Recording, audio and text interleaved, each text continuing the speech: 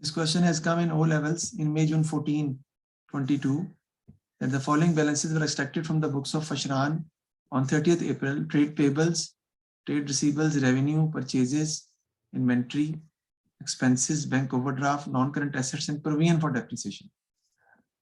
Prepare the trial balance showing Fashran's capital at 30th April. First of all, you should be able to know that asset minus liabilities is always equal to capital.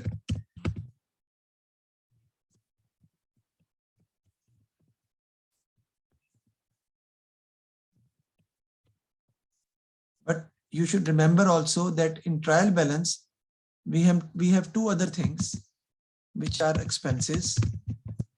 They are always debit, and incomes which are going to be credited. So expenses are always debit and incomes are always credit.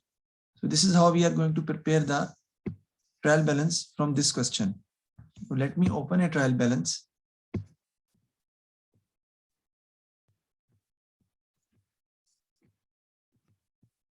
Figures are already given. We are not passing the entries. We are preparing the trial balance directly because figures are already given in the question. This is debit side and this is going to be the credit side. Trial balance we are preparing.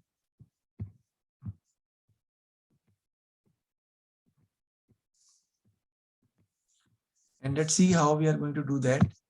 First of all, trade payables are given. Trade payables means those people from whom the goods are purchased, but we are yet to make the payment. They are called trade payables, and that is our liability.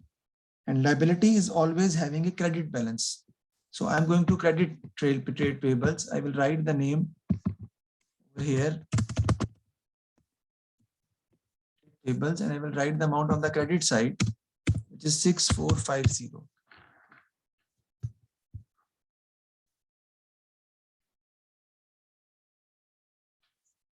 This is how I'm going to write the amount of trade payables.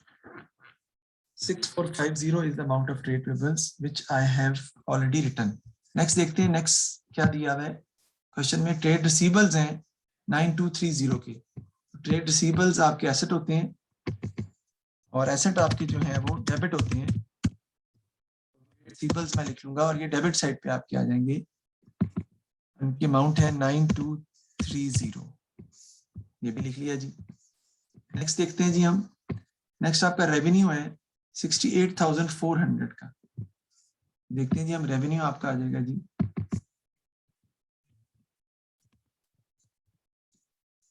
68,400.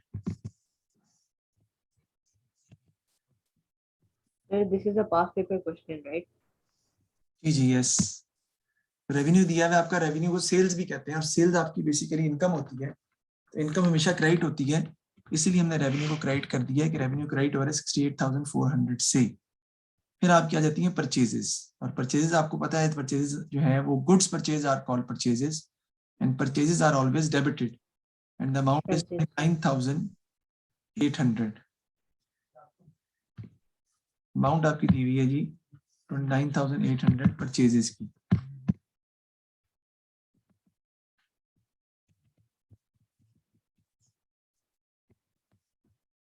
Revenue मैंने गलत लिखा है 9,800. Revenue sales होती है, income होती है.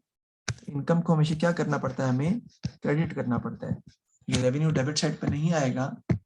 You are all quite in listening that revenue will come on the credit side 68,400 because it is income and income always credit.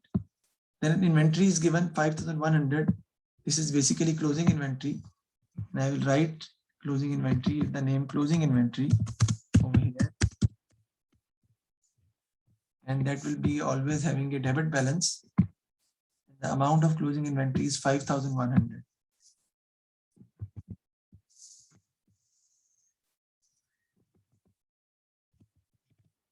This is the amount of closing inventory. Next is expenses, and expenses are always debited, and the amount is 22,350.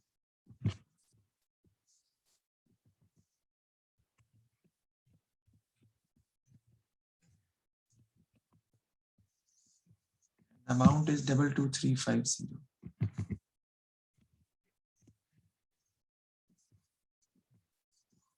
Next is bank overdraft 830. I will write bank overdraft.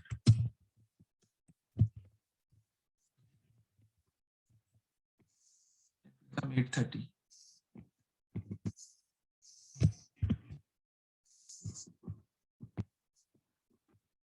Non-current assets are given 24,000. Asset bank overdraft liability होती है, तो bank overdraft फिर आप खामोश रहें, it is going to come on the credit side. Bank overdraft closing inventory का मतलब है आपका एसेट है, bank overdraft is a liability, तो वो एक्सपेंसेस भी डेबिट होते हैं, लेकिन बैंक ओवरड्राफ्ट लायबिलिटी है, यानी कि ये वो अमाउंट है जो आपने you have overdrawn your bank account, this amount has to be repaid back to the bank. Bank overdraft liability में आता है, यानी कि 830 आपका क्रेडिट होगा. You will write on the credit side 830. Then comes non-current assets 24,000. They will come on the debit side, and non-current assets basically include land, building, machinery, motor vehicle. These are all non-current assets, and the amount of non-current assets are 24,000.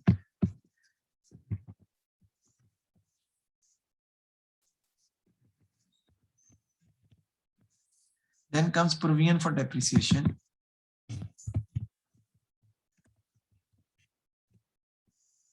Provision for depreciation is a liability account. It is having a credit balance 7,800 will come on the credit side. Now what I will do, because I need to find the amount of capital, I will go for the total of the debit side, which has to be equal to the credit side, because trial balance total, the debit side should be equal to the credit side. I am going for the total 9230 plus 29800 plus 5100 plus 22350 plus 24,000. It comes 90480. The answer is, the total of the debit side is 90480. I will write on the credit side also same amount 90480, और minus कर दूंगा मैं credit side इसमें से -6450 -68,400 -830 और -7,800. 7,000 is the amount of capital. Credit side पर ये आ जाएगा, क्योंकि कैपिटल आपको पता है क्रेडिट ही होता है. 7,000 is basically the amount of capital. ये कैपिटल की फिगर हमने बैलेंसिंग फिगर से निकाली है, यानी this is basically the balancing figure. It is the difference of the two sides. It has come due to balancing figure जो हमने find की है, और यही निकालने के लिए हमने बेसिकली ट्रायल बैलेंस प्रिपेयर किया था, because trial balance has to be equal. So the difference of the two sides will be taken as capital on the credit side with the amount of 7,000. ये हमने बना लिया जी. अब in trial balance से हमारा क्या बनता है, हमारी बनती है इनकम स्टेटमेंट और हमारी बनती है बैलेंस शीट. अब मैं इनकम स्टेटमेंट और बैलेंस शीट के फॉर्मेट की तरफ लेके जा रहा हूं आपको. इनकम स्टेटमेंट और बैलेंस शीट किस तरीके से हम वो बनाते हैं, तो हम देखते हैं कि इनकम स्टेटमेंट और बैलेंस शीट को हम किस तरीके से डेवलप करेंगे. ट्रायल बैलेंस तो हमने, Can I take a picture of this? जी ले लें पिक्चर आप.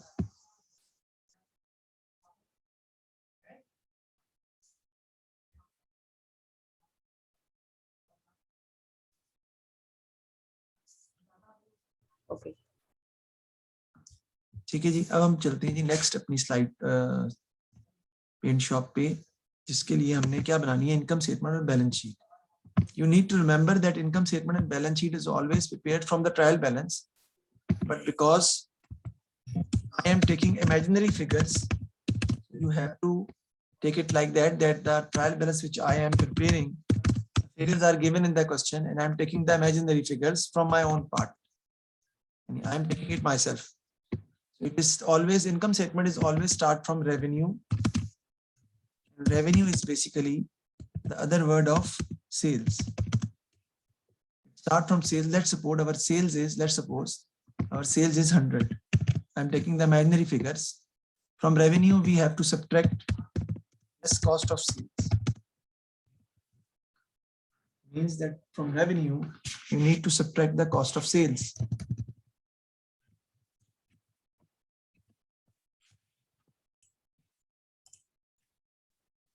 The first thing which you are going to write in cost of sales, that is opening inventory. Now, what is opening inventory? Stock which is not yet sold and left at the end of the previous year will become the opening inventory of this year because it is going to be used in the first instance.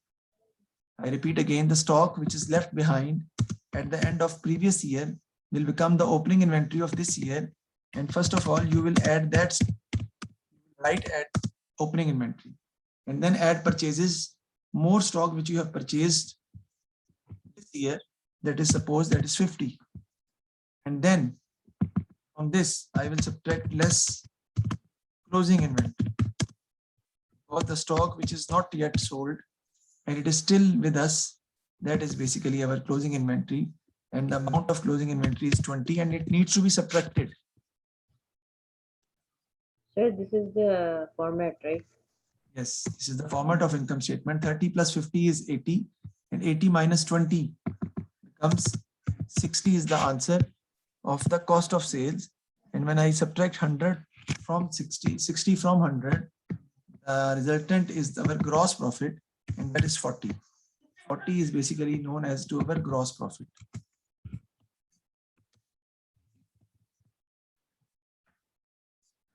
Right? This is also called trading account. This is also called factory account भी कहते हैं इसको हम. ठीक है जी. चलिए आपको example देता हूं मैं. Opening inventory add purchases less closing inventory. तो एग्जांपल मेरी ये है कि हम 10 आम खरीदते हैं और एक आम हमारा $5 का है. So the cost is going to be 50. Out of these 10 mangoes, I am selling 5 mangoes at the rate of 8 each. So the sales price is 40. That is the amount of sales. What is going to be the profit? Can you please tell me what is the profit, anyone?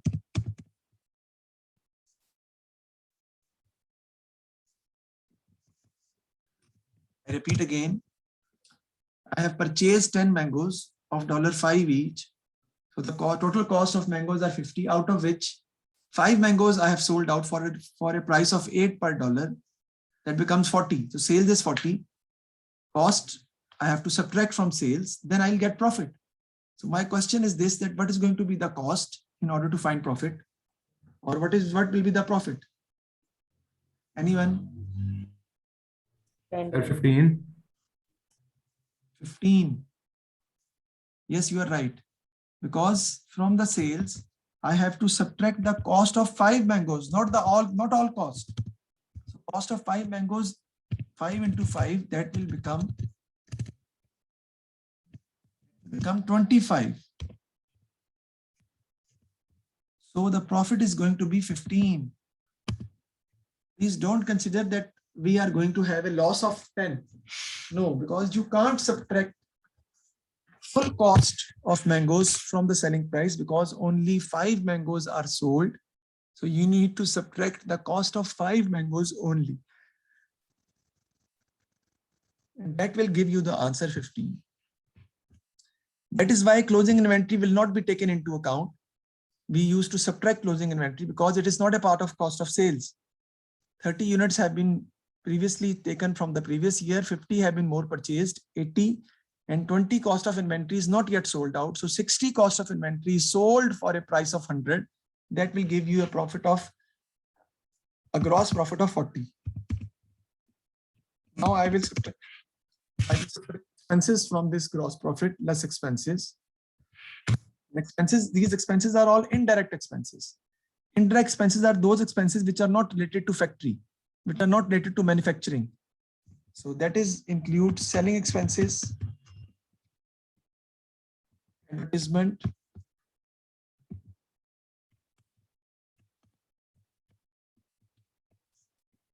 then it comes salaries, Then printing and stationery.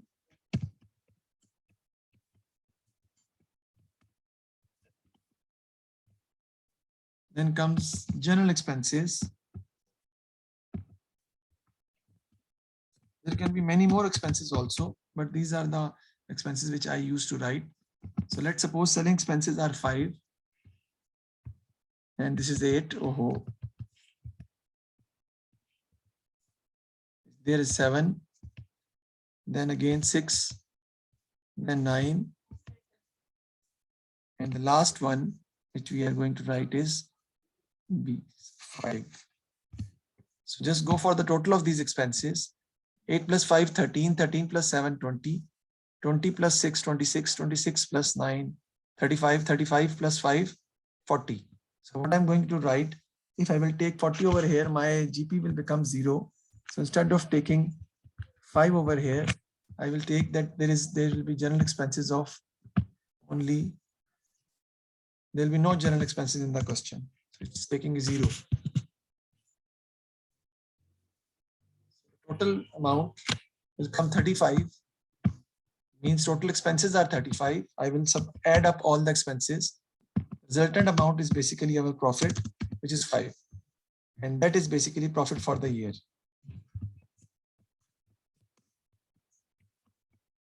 What I have done, sales less cost of sales, opening inventory, add purchases minus closing inventory. जो amount आपके पास आएगी 60, that is cost of sales.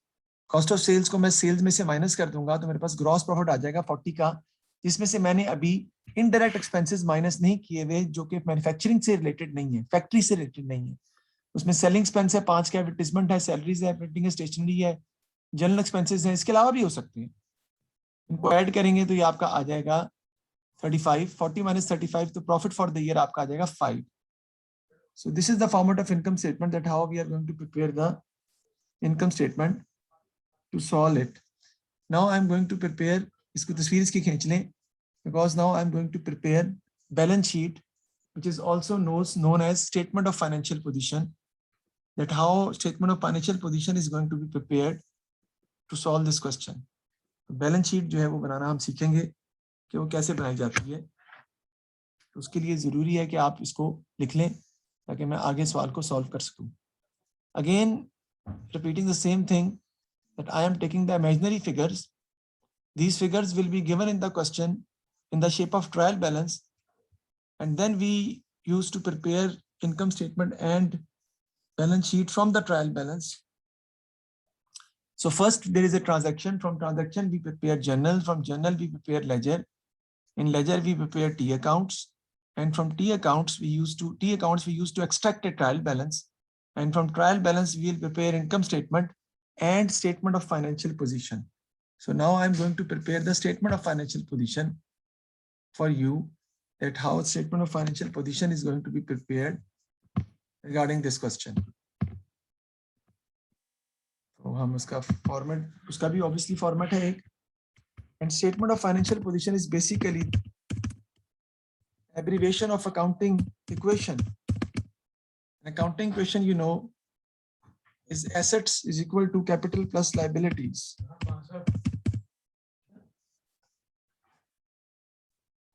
Assets equal to capital plus liabilities. यहाँ dollar के sign डाल देंगे हम.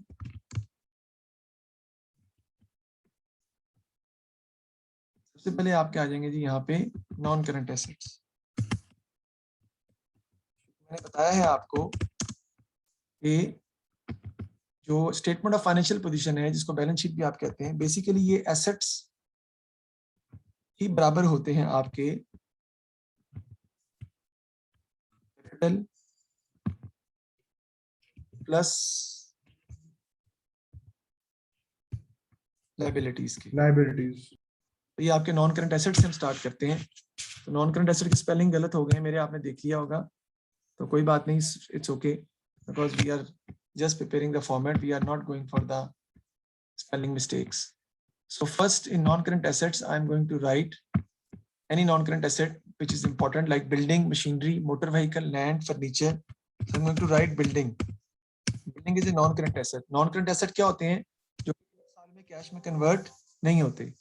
Those assets which are not able to convert into cash within 1 year in normal course of business। यानी आम हालात में हम बिल्डिंग को बेचते नहीं है बल्कि अपने पास रखते हैं इसको इस्तेमाल करने के लिए। आम हालात में हम मशीनरी को बेचते नहीं है बल्कि अपने पास रखते हैं इनको यूज करने के लिए। तो फर्नीचर एंड फिक्सचर, बिल्डिंग आपकी आ जाएगी सबसे पहले जी। बिल्डिंग की अमाउंट आपकी कितनी है जी 10, मशीनरी की अमाउंट आपकी आ जाएगी जी 20 और फर्नीचर एंड फिक्सर जो है वो आपका पड़ा हुआ है 15 का। इसका हम टोटल कर लेंगे नॉन करंट एसेट्स का और वो हम आगे लिख देंगे 10 + 20 30, 30 + 15 becomes 45। 45 is the total of non current assets। अब मैं क्या लिखूंगा उसके बाद आपके आते हैं जी करंट एसेट्स।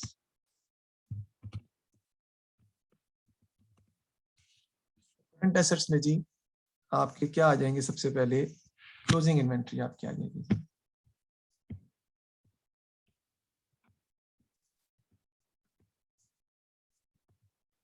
हम लिखते हैं जी closing inventory.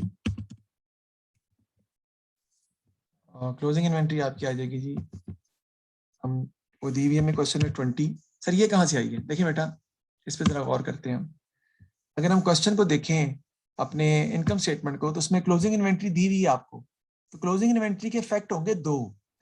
Closing inventory income statement में भी आएगी, माइनस होगी कॉस्ट ऑफ सेल्स में से, और बैलेंस शीट में करंट एसेट में भी लिखेंगे 20।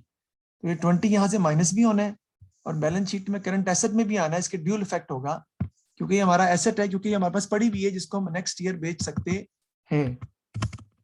उसके बाद हमारे आते हैं trade receivables. Trade receivables suppose करें हमें दिए हुए जी 10 के। फिर आपका आता है जी cash at bank. Cash at bank का मतलब होता है वो पैसा जो बैंक में पड़ा हुआ है, और कैश इन हैंड का मतलब होता है वो पैसा जो मेरे हाथ में पड़ा हुआ है, मेरे पास मौजूद है। ये आपको दिए हुए जी 5 और 15। इसका टोटल कर लेते हैं जी हम।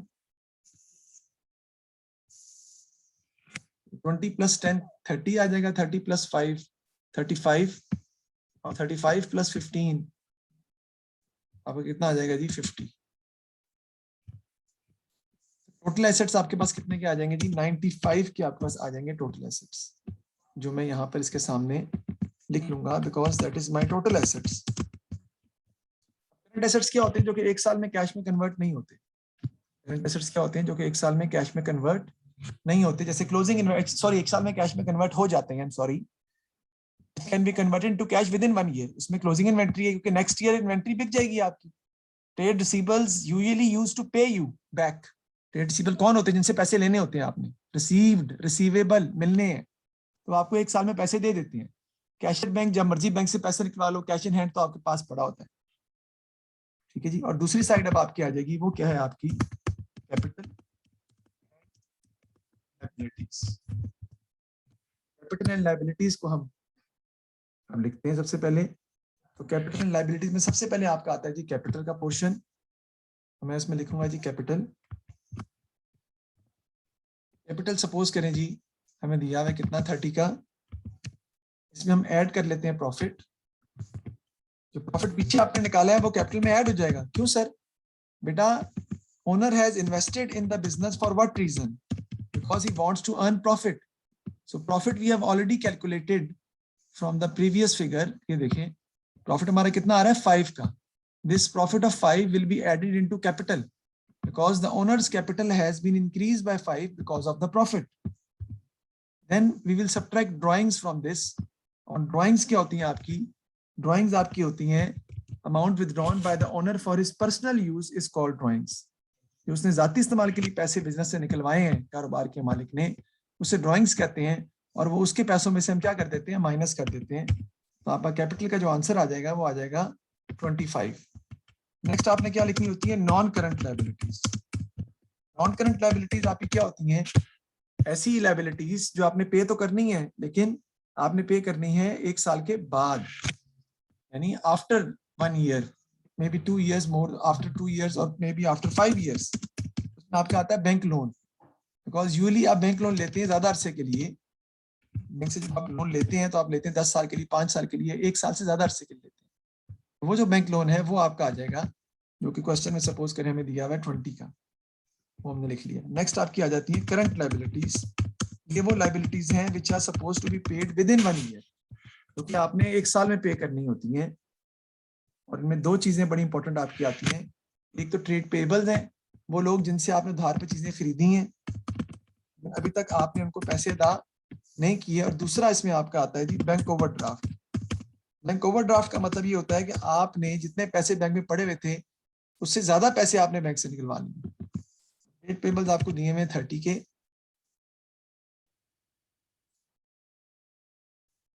और ये आपको बैंक ओवरड्राफ्ट जो है ये आपको दिया हुआ है 20 का। तो ये करंट लायबिलिटीज का टोटल हम करके आगे लिख लेते हैं।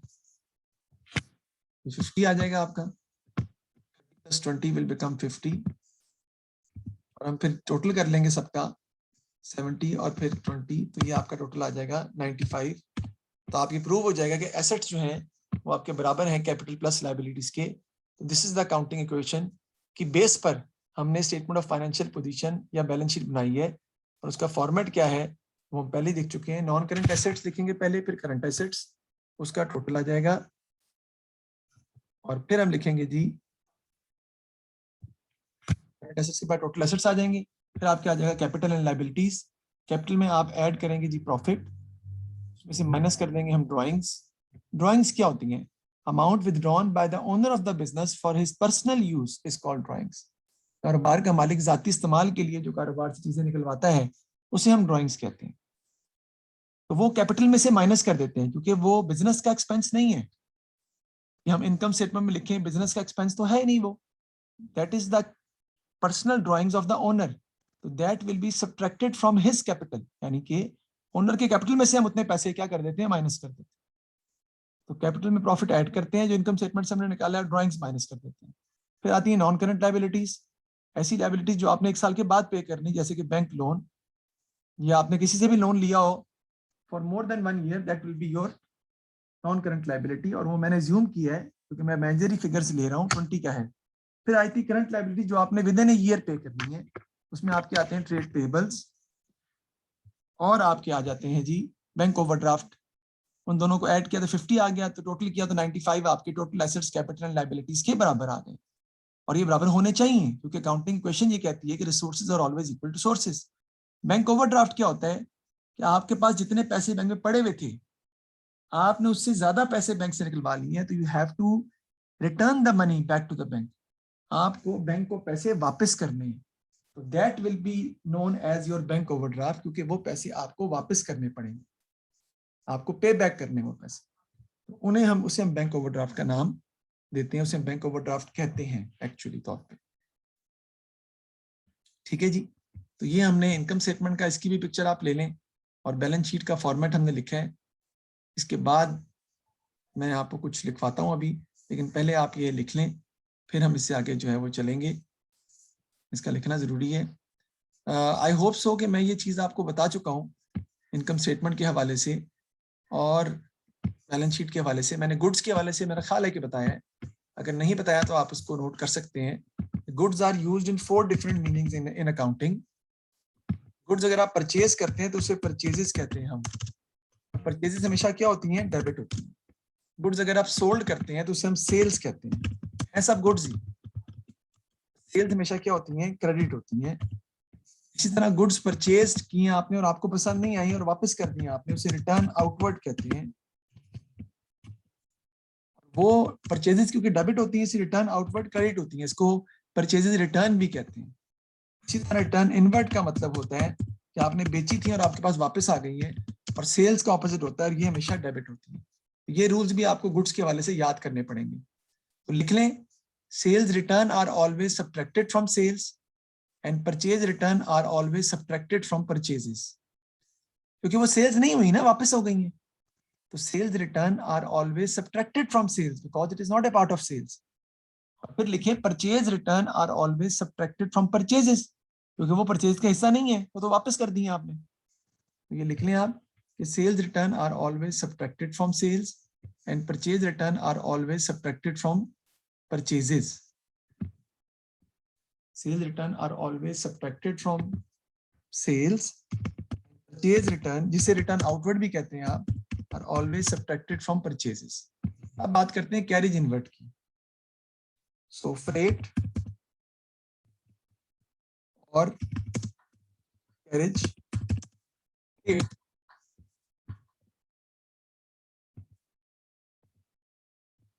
bring the goods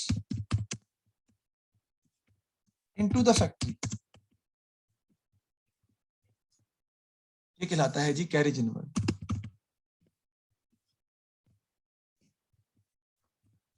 ठीक है जी.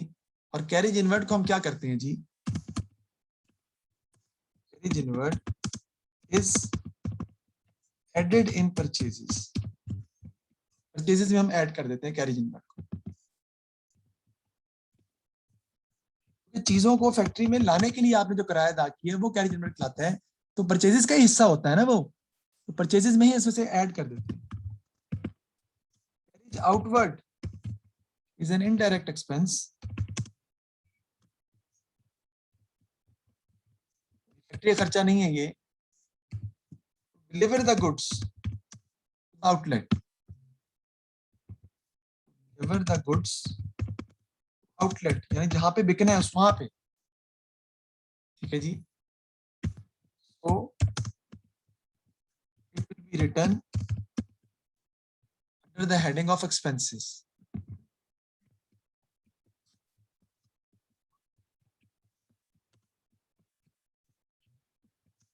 एक्सपेंसेस में हम लिखते हैं इसको.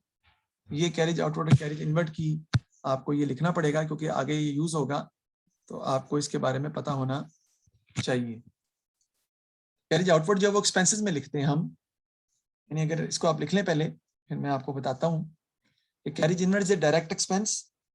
It is added in purchases, क्योंकि फैक्ट्री का खर्चा है. चीजों को फैक्ट्री में लाने के लिए जो किराया अदा किया है वो कैरेज इनवर्ड कहलाता है. ट्रांसपोर्टेशन इनवर्ड भी बोलते हैं इसको. Carriage outward is an indirect expense because it is paid to deliver the goods to the outlet. So it will be written under the heading of expenses. तो हम बताता हूँ मैं आपको कि हम कैसे इसको लिखेंगे ताकि आपको याद रहे. देखिए ये जो परचेजेस है ना, इसमें से आप प्लस कर देते हैं परचेजेस रिटर्न, और इसी में हम ऐड कर देते हैं कैरेज इनवर्ड. कैरेज इनवर्ड इसी में क्या हो जाता है, परचेजेस में ऐड हो जाता है. इसका सवाल मैं आपको खुद करवाऊंगा लेकिन सिर्फ अभी समझा रहा हूं. इसी तरह जो कैरेज आउटवर्ड है मैंने बताया वो हम एक्सपेंसेस में लिखते हैं, वो यहाँ पे आएगा, वो एक्सपेंसेस में आएगा. और रेवेन्यू में से, सेल्स में से हम लेस कर देते हैं सेल्स रिटर्न. अगर कोई हो तो, मैंने इस क्वेश्चन में ली ही नहीं थी. मैंने अज्यूम किया था कि कोई परचेज रिटर्न और सेल रिटर्न नहीं है. कैरेज इनवर्ड भी मैंने नहीं अकाउंट फॉर किया था और कैरेज आउटवर्ड भी मैंने नहीं लिखा था, क्योंकि इसका सवाल मैं आपको खुद करवाऊंगा नेक्स्ट क्लास में जब हम मजीद डिटेल में क्वेश्चन करेंगे. अब इससे रिलेटेड मैं आपको कुछ क्वेश्चन जो है वो भेजूंगा, वो आपने करने हैं घर में ताकि आपको इनकम स्टेटमेंट और बैलेंस शीट बनाने में आसानी हो जाए. उसके अलावा मैंने क्वेश्चन आपको भेजा हुआ है एक ऑलरेडी इनका टी अकाउंट्स का. वो टी अकाउंट्स आपने बनाने हैं. आपके पास क्वेश्चन मौजूद है, मैं दोबारा भी भेज दूंगा कि टी अकाउंट जो है ना आपने उसके लाजमी कंप्लीट करने हैं क्योंकि बहुत इंपॉर्टेंट है. क्योंकि आपको पता है कि हमारा ये अकाउंटिंग साइकिल कंप्लीट होता है. अकाउंटिंग साइकिल कैसे कंप्लीट होता है? सबसे पहले आपकी होती है ट्रांजैक्शन. ट्रांजैक्शन से बनता है जर्नल, और जर्नल में हम क्या पास करते हैं, हम एंट्री पास करते हैं. और जर्नल से बनता है लेजर, और लेजर में हम क्या बनाते हैं, टी अकाउंट्स, हर एक का अलग अलग. और टी अकाउंट से बनता है फिर ट्रायल बैलेंस, और ट्रायल बैलेंस से फिर हम आगे बनाते हैं income statement and balance sheet या स्टेटमेंट ऑफ फाइनेंशियल पोजीशन, जो मैंने आपको आज बना के दिखाई दी.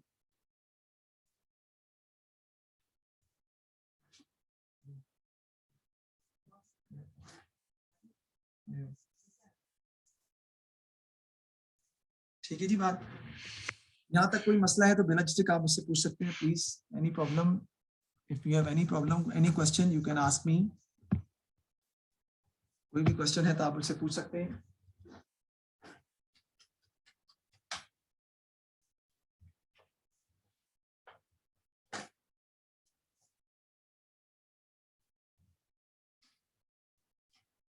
समझ आ गई आपको? कोई मसला है तो बताएं. इशफाक, हसनैन तो है नहीं क्लास में, मोहम्मद, अमन, सरमद, कोई नहीं सर, कोई मसला नहीं है.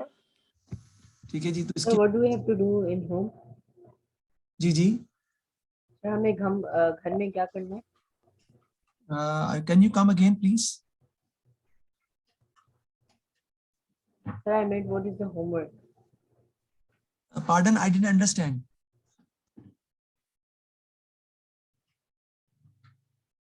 कल हमने क्या पढ़ना है? जी मोहम्मद, आपने क्या पूछा है?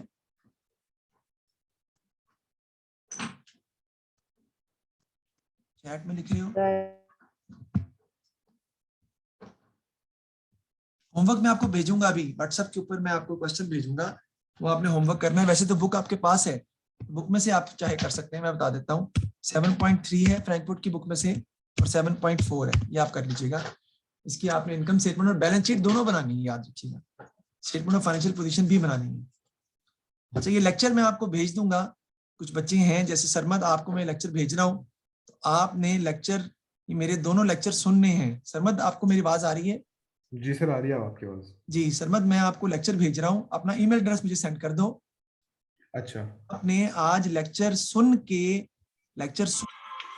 आज शाम को मेरे पास आ जाना है तकरीबन 7 बजे। क्लास में? क्लास में शाम को 7 बजे आ जाना है, अच्छा if you can come. If you can't come तो फिर हम क्लासेस तो करते ही रहेंगे।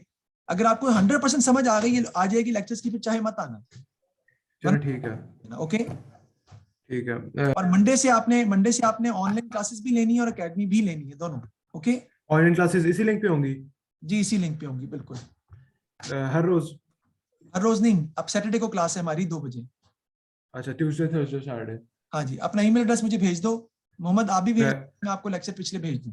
Thank you. मैं चैट में डाल दूं कि नहीं नहीं आपको? नहीं, मुझे व्हाट्सअप करोगे, व्हाट्सअप करो। व्हाट्सएप, ठीक है। ठीक, ओके ओके ओके देन। तो सर आज क्लास में हूँ मैं, वो एकेडमी? आज आप अगर लेक्चर आपको समझ आ जाए फिर जरूरत नहीं है, अभी भेज। चलो ठीक है, अगर प्रॉब्लम हो तो आ जाना। ठीक है, चलो ठीक है। ओके, ओके देन, अल्लाह हाफिज। अल्लाह हाफिज।